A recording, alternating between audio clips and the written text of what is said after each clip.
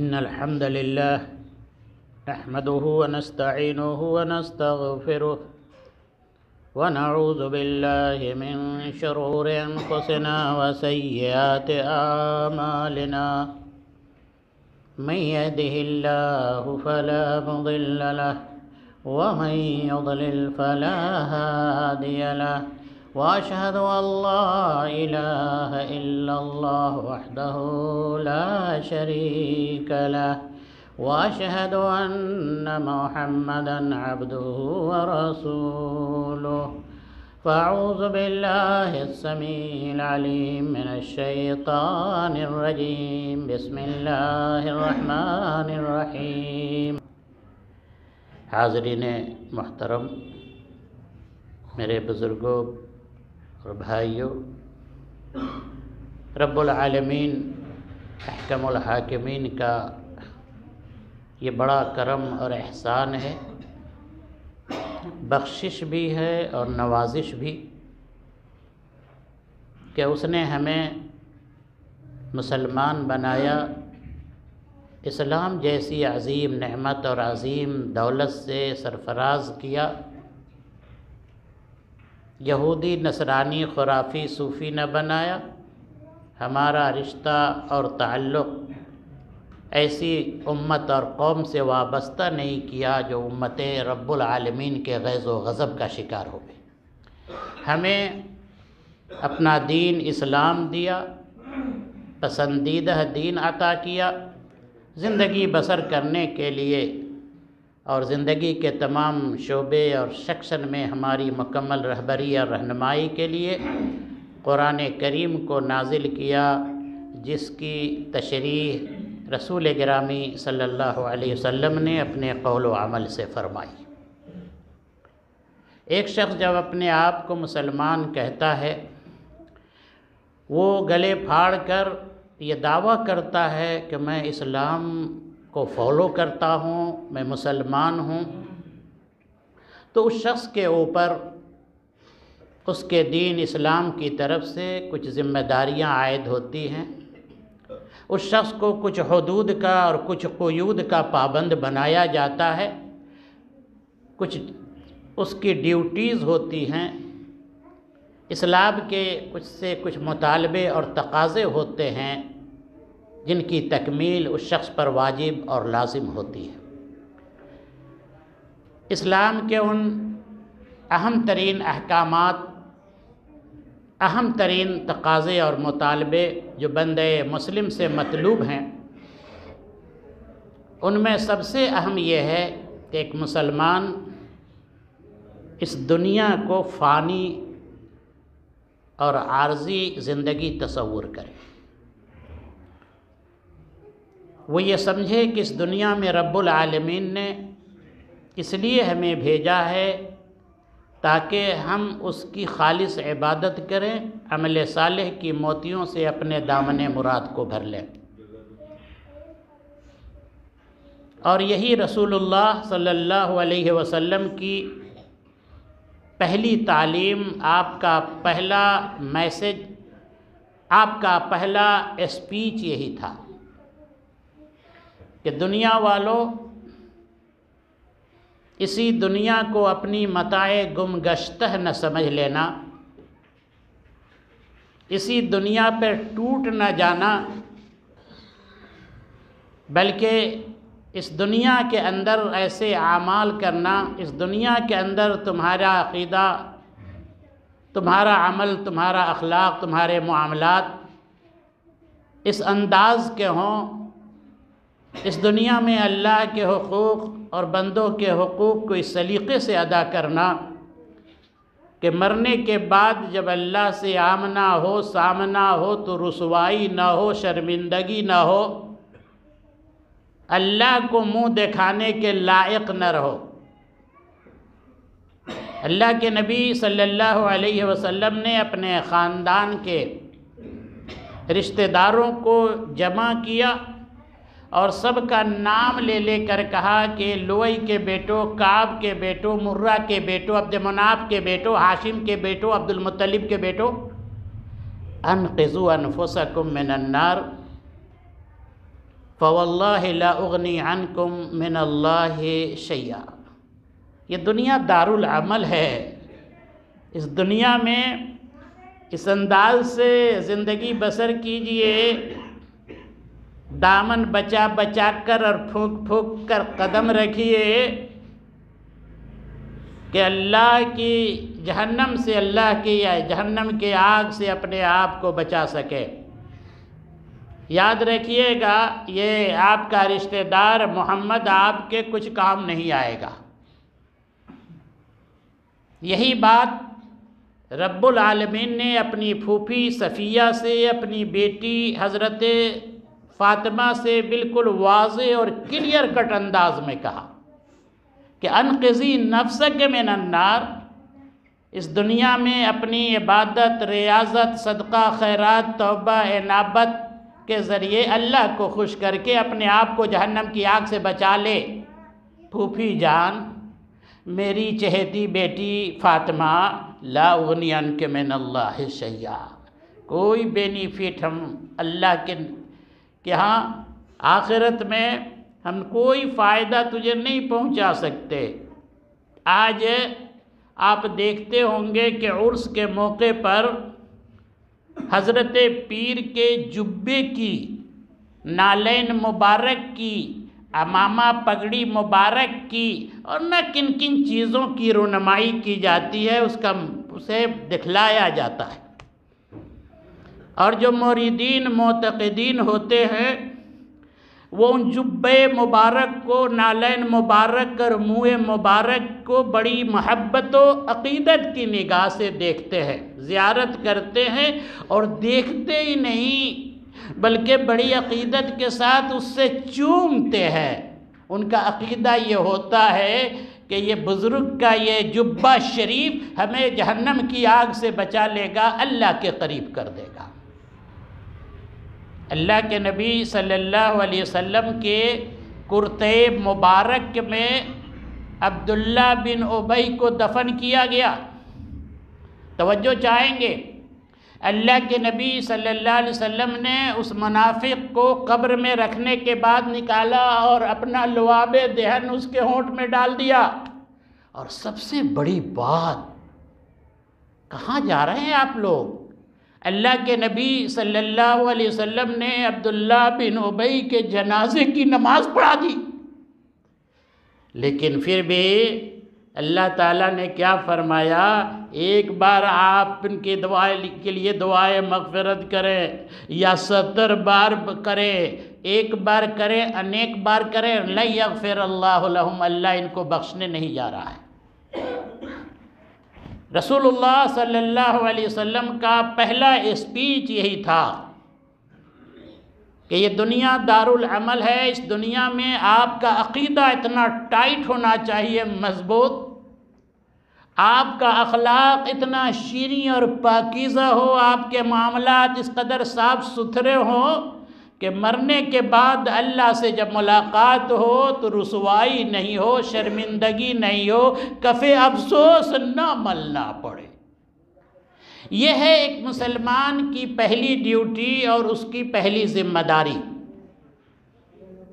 اس کی ایک اور ذمہ داری ہوتی ہے، رب العالمین نے فرمایا ہے، ایمان والوں کو یہ نردیش دیا ہے کہ وہ لوگوں جو اپنے آپ کو مومن کہتے ہو، ایمان لائے ہو، قُوْ أَنفُسَكُمْ وَأَهْلِيكُمْ نَارًا، بچاؤ اپنے آپ کو، اپنی ذات کو بھی جہنم کے اس آگ سے بچاؤ جس میں مشرکین ڈالے جائیں گے، اور وہ جن پتھروں کو سجا کر عبادت کرتے تھے ان کے وہ معبود بھی ڈالے جائیں گے۔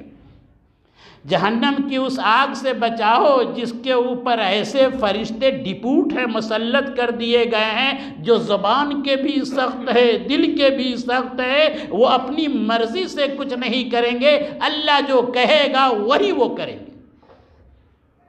یا ایھا الذین آمنوا قوا انفسکم واہلیکم نارا، اپنے اہل و عیال کو، بال بچوں کو بھی جہنم کی آگ سے بچانے کی کوشش کیجئے۔ اللہ نے اگر اولاد کی نعمت سے سرفراز کیا ہے تو آپ کی یہ ڈیوٹی ہے، آپ کی ذمہ داری ہے کہ اپنی بیوی کو بھی نمازی بنائیے۔ وَأْمُرْ أَهْلَكَ بِالصَّلَاةِ وَاسْتَبِرْ عَلَيْهَا، صرف مال میں نہ گھمائیے، صرف میرج ہال میں نہ لے جائیے، یہ قرآنی ہدایت ہے۔ وَأْمُرْ أَهْلَكَ بِالصَّلَاةِ، بیوی کو بھی نماز پڑھنے کا حکم دیجیے اور اس نماز پر آپ خود بھی ڈٹے رہیے۔ اپنے اہل و عیال کو، بال بچوں کو جہنم کی آگ سے بچاؤ، یہ بھی آپ کی ذمہ داری ہوتی ہے۔ اللہ کے ہاں یہ عذر کام نہیں آئے گا کہ نیٹ کا زمانہ تھا، کیا کریں، بڑی بے پردگی، بڑی بے حیائی عام تھی، فتنے کا دورہ تھا، ہر دن ایک فتنہ اللہ اٹھ رہا تھا، کیسے ہم اپنے بال بچوں کو، اہل و عیال کو، اولاد کو جہنم کی آگ سے بچاتے اور ان کی کیسی ایمانی تربیت کرتے۔ میرے بھائیوں، اپنے سامنے مکی زندگی کو رکھیے، کیسی زندگی تھی مکی زندگی۔ شرک کا بازار گرم تھا، بت پرستی عام تھی، اور ایسی برائیاں، سماجی برائی، اخلاقی برائی اور سیاسی برائی، ایسی برائیاں تھیں یہ زمانے جاہلیت میں۔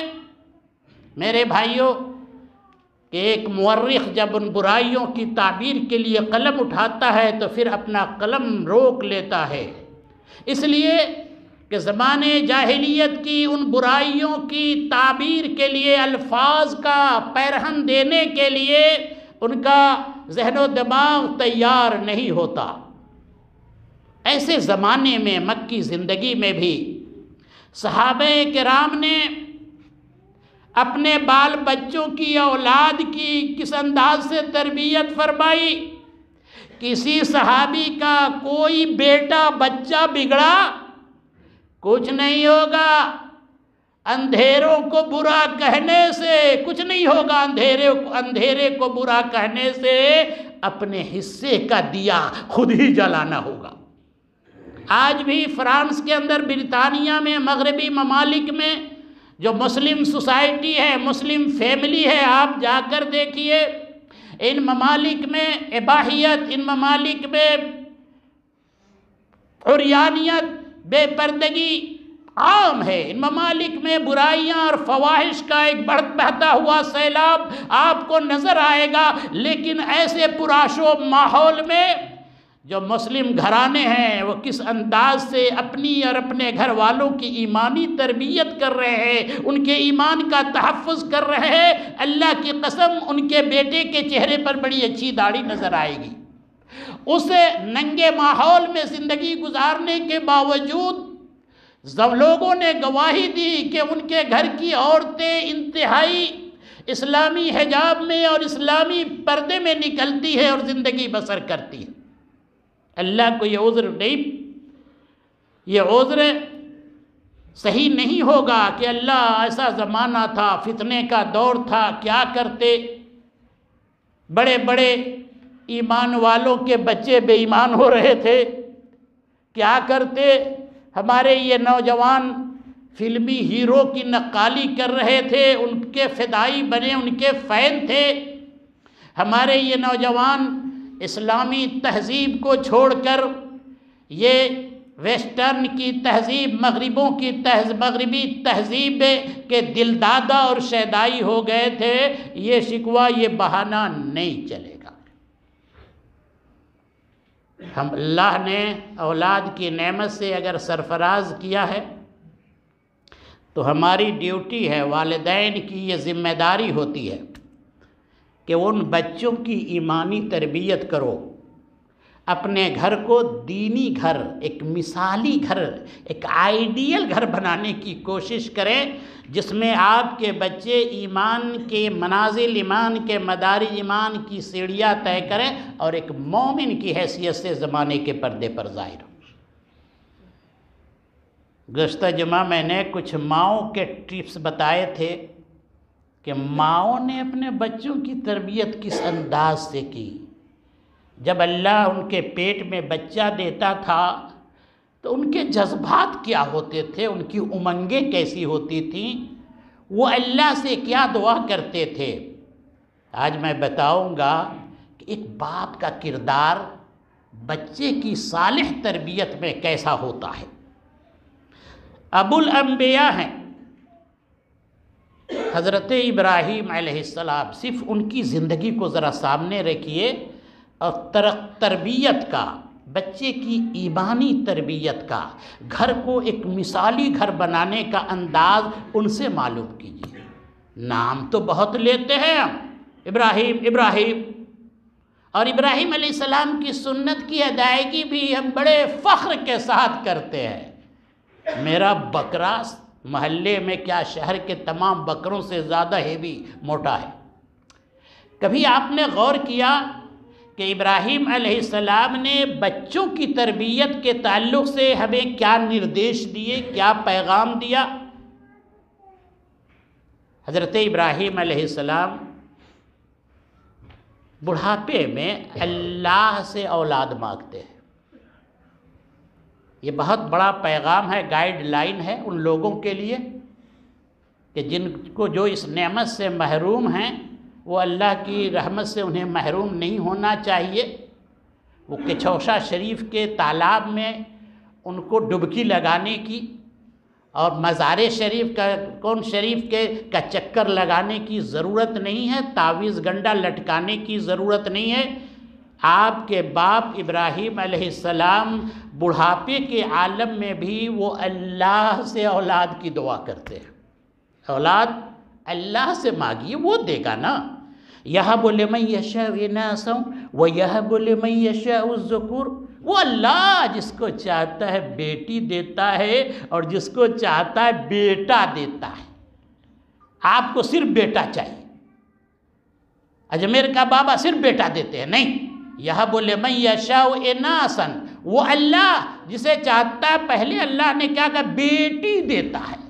بیٹی کو حقیر مت سمجھیے گا، یہ بیٹیاں رحمت کے دروازے کھولتی ہیں، اور اس زمانے میں ہم نے دیکھا بہت سارے لوگوں کا آخری وقت، زندگی کا آخری وقت بیٹوں نے ٹھکرا دیا، بیٹی تو بیٹی بیٹی، اور داماد نے خدمت کی اور وہاں ان کی روح پرواز کرتی ہے۔ ناخلب بیٹے درد سر بنے، اب بیٹیوں نے سر دبایا دیر تک۔ بچہ اگر نالائق نکل جائے تو اس سے وہ ہیڈک ہے، اس سے آپ کے سر کے درد میں اضافہ ہوگا، اور بیٹیاں آپ کے سر کے درد کو ختم کریں گی۔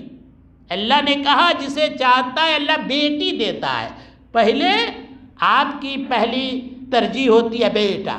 اللہ یہ کہہ رہا ہے کہ یَهَبُ لِمَن یَشَاءُ إِنَاثًا، پہلے بیٹی کا ذکر کیا۔ اللہ جسے چاہتا ہے بیٹی دیتا ہے، جسے چاہتا ہے بیٹا دیتا ہے، جسے چاہتا ہے دونوں دیتا ہے، اور جس کو چاہتا ہے دونوں نہیں دیتا ہے۔ قادر مطلق، قادر توانا، آل پاورفل ہے وہ۔ اللہ سے کہیے، ہے نا، اللہ تعالیٰ اولاد دیتا ہے۔ ایک صاحب بانٹ رہے تھے، تعویذ دیتے تھے، اور وہ بھی تعویذ بیٹا کالا چاہیے یا گورا چاہیے، سب کی الگ الگ فیس، مرسڈیز کار۔ اچھا یہ بتاؤ، بیٹا چاہیے تو وہ چپراسی کا کام کرنے والا چاہیے یا ہائی رینک؟ اس طرح کا پوچھتے تھے، اور وہ اس کی تعویذ سب کی الگ الگ تھی۔ ان کے پاس پہنچا ایک صحیح العقیدہ انسان، اور اب لطف کی بات تو یہ ہے کہ اس تعویذ دینے والے پیر کے پاس اپنا نہ بیٹا ہے نہ بیٹی ہے، اور دنیا کو بیٹا بیٹی کی تعویذ بانٹ رہا ہے، وہ بھی پوچھ کر کیسا چاہیے بیٹا، گورا چاہیے کہ کالا چاہیے، کلرکیل جاب چاہیے یا جج صاحب بنے گا وہ چاہیے۔ تو صحیح العقیدہ نے پوچھ دیا کہ سب کو تو تعویذ آپ دے رہے ہیں، بیٹا چاہیے بیٹی چاہیے، خود آپ کے پاس نہ بیٹا ہے نہ بیٹی۔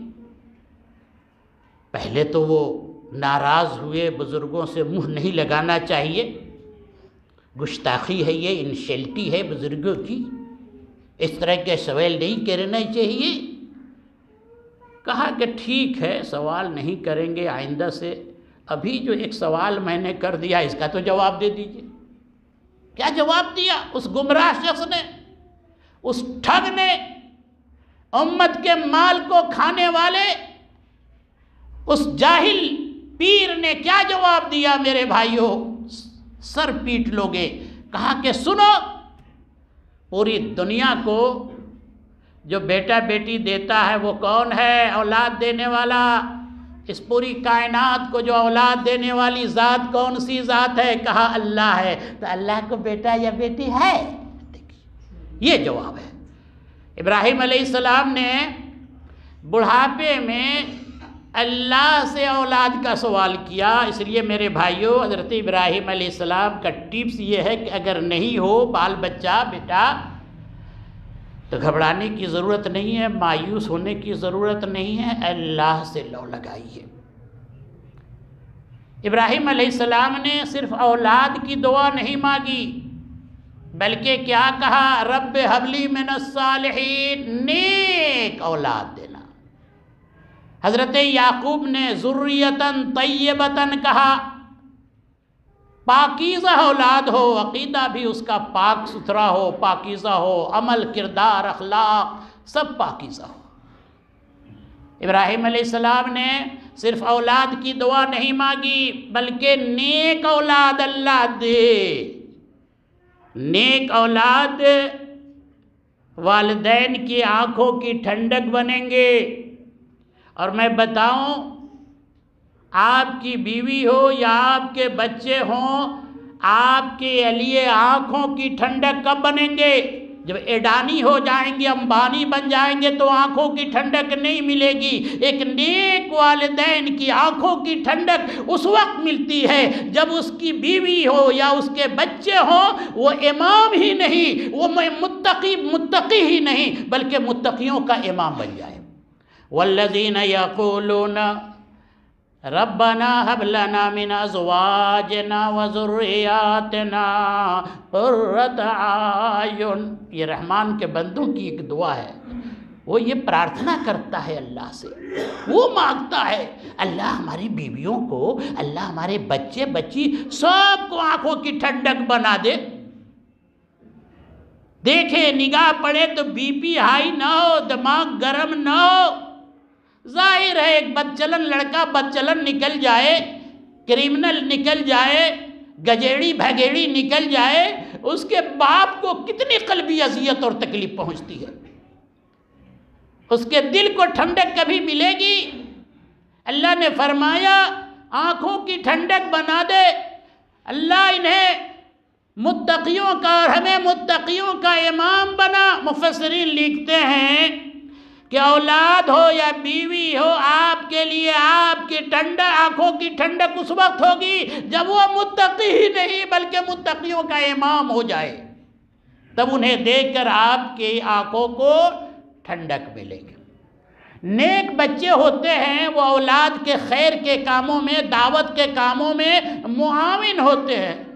نیک بچے ہوں یا بچیاں اگر وہ نیک ہیں تو بڑھاپے میں وہ والدین کے ساتھ حسن سلوک کرتے ہیں۔ نیک بچے ہوں تو باپ ماں کے مرنے کے بعد ان کے لیے صدقہ جاریہ بنتے ہیں، ان کے لیے دعائے مغفرت کرتے ہیں۔ اس لیے اولاد اللہ سے مانگیے۔ اور دوسری ہدایت، دوسرا نسخہ ابراہیم علیہ السلام نے یہ دیا آپ کو کہ نیک اولاد کی درخواست کیجئے اللہ سے۔ اور ایک نسخہ اور دیا کہ جب اللہ جھولی بھر دے، جب اللہ آپ کی زندگی میں ایک پھول کھلا دے، جب اللہ آپ کی بیوی کی گود بھر دے، منا دے دے، منی دے دے، تو تعریف اللہ کی کرنا، حمد کے ترانے اس کے گانا، اپنی زبانوں کو اس کے حمد و ثنا سے تر رکھنا، اس کی بڑائی بیان کرنا۔ یہ مت سوچنا کہ ہم نے یہ تدبیر کی اور یہ نسخہ استعمال کیا اور ایسے درخت پر فلاں تعویذ فلاں لٹکا دیا اور اس حکیم اور اس بیت نے سے علاج کرایا تو ایسا ہو گیا۔ جب اللہ اولاد دے گن کس کا گائیے، شکر کس کا بجا لائیے؟ ابراہیم علیہ السلام کہتے ہیں کچھ نہیں، اللہ کی اولاد کی نعمت کے حصول پر تم اللہ کی تعریف کرنا۔ ابراہیم علیہ السلام نے اپنے عمل سے دنیا کو پیغام دیا، کیا کہا؟ الحمدللہ الذی وہبنی علی الکبر اسماعیل و اسحاق ان ربی لسمیع الدعاء۔ اس اللہ کی بہت تعریف، ساری تعریفیں، ہماری ساری تعریفوں کا مستحق وہ اللہ ہے جس نے بڑھاپے میں ایک نہیں ارے 2 بیٹا دیا، اسماعیل بھی دیا، اسحاق بھی دیا۔ ان ربی لسمیع الدعاء، وہی اللہ میری ساری دعاؤں کو قبول کرتا ہے، اسے سنتا ہے۔ یہ ہے ابراہیم علیہ السلام کی ہدایت اولاد کے سلسلے میں۔ ایک باپ کو یہ ہدایت دی گئی کہ اولاد نہ ہو، اللہ سے مانگو، اللہ سے نیک اولاد مانگو، ہاں، اور جب اللہ اولاد دے دے تو اللہ کا گن گاؤ۔ مزید انہوں نے اولاد کی تربیت کے سلسلے میں ابراہیم علیہ السلام نے اپنے قول و عمل سے ہمیں پیغام دیا۔ کیا ہدایتیں ملتی ہیں؟ مسجد سے جڑے رہیے، میری زندگی کی دعائیں مانگیں۔ بارک اللہ لنا ولکم فی القرآن العظیم۔ سأقبل يا خالقي من جديد وإن تعف عني فذا يوم عيد